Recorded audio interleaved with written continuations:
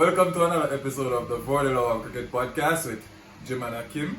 We'll be discussing the game played earlier between England and India. India batted first and made what we would consider to be a subpar total. They made 229, but they were still able to win by 100 runs. What's your take on today's proceedings? Pretty comfortable win for India in the end. We did predict that India would win. Didn't expect them to bat in the manner that they did. They got a total that was below par, as you said. But it was a very good bowling effort from them to reduce England to 129.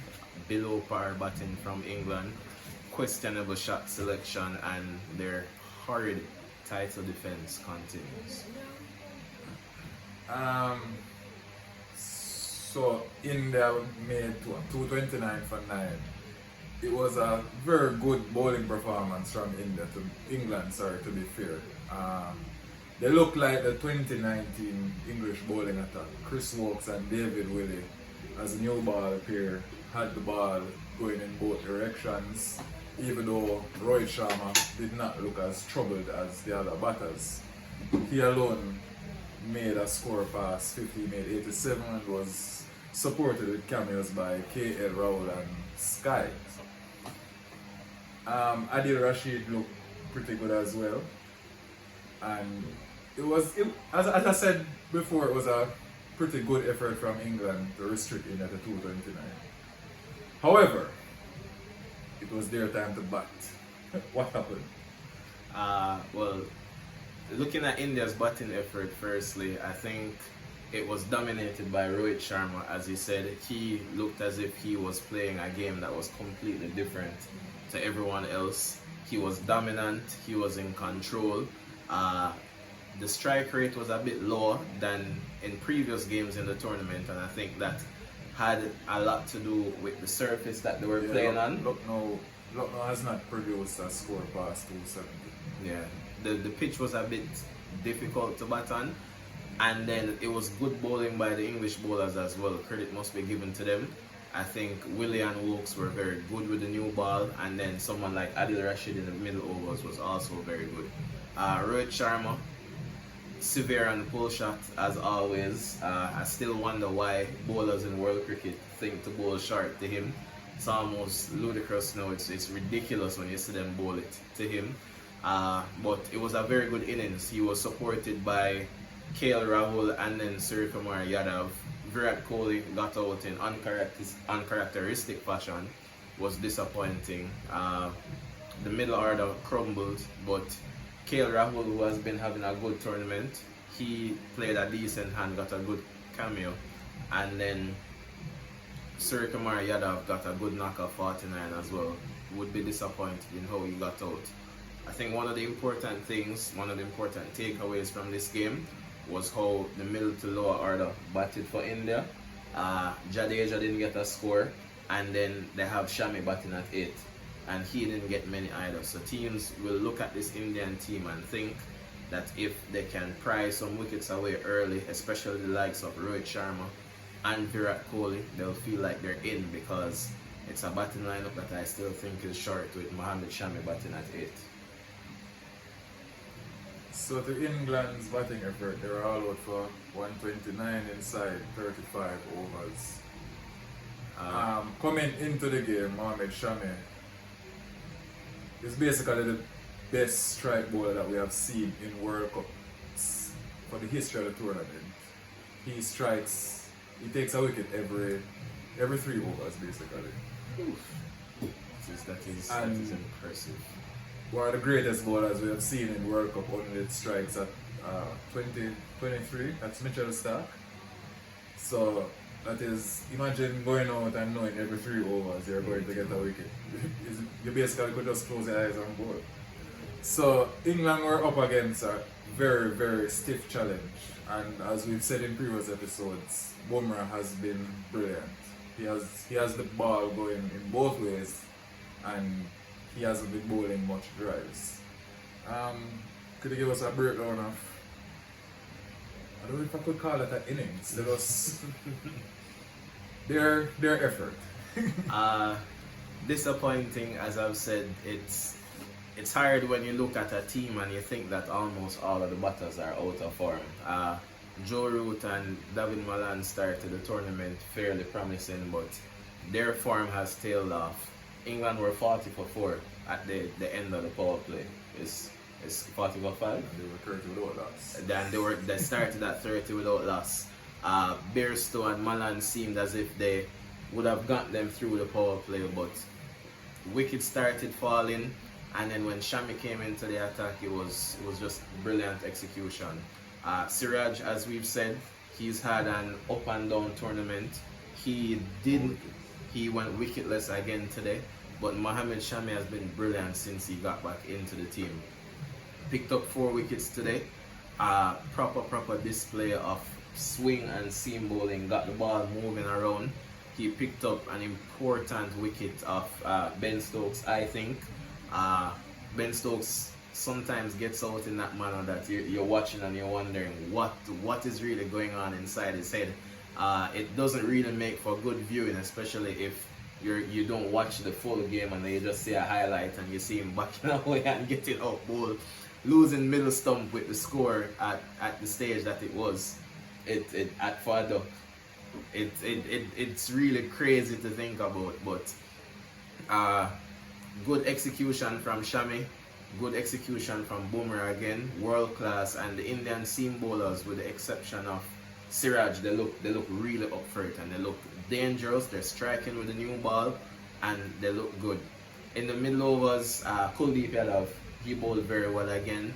He got Josh Butler out with a peach, I think.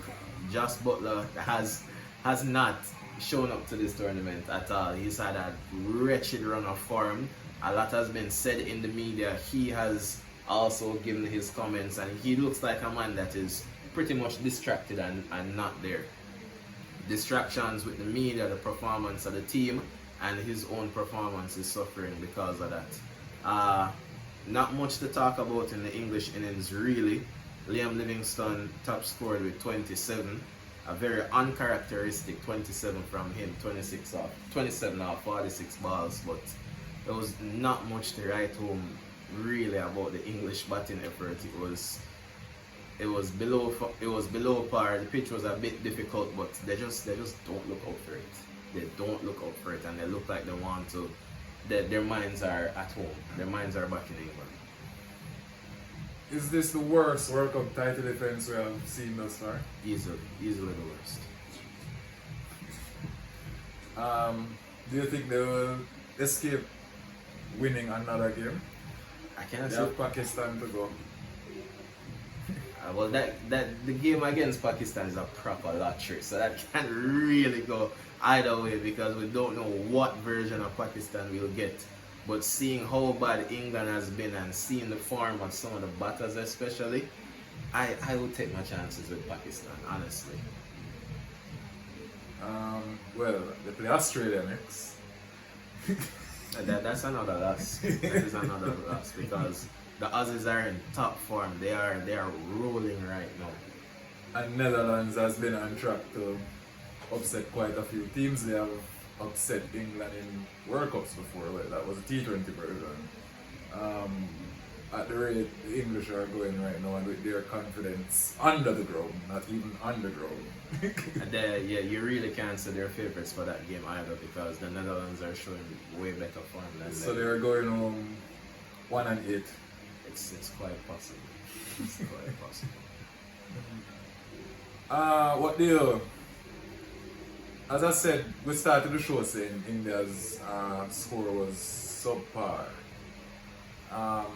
What do you think their concerns would be coming from this game?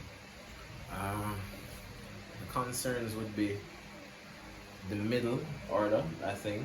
Virat Kohli has been very good in the tournament, so he was due a failure.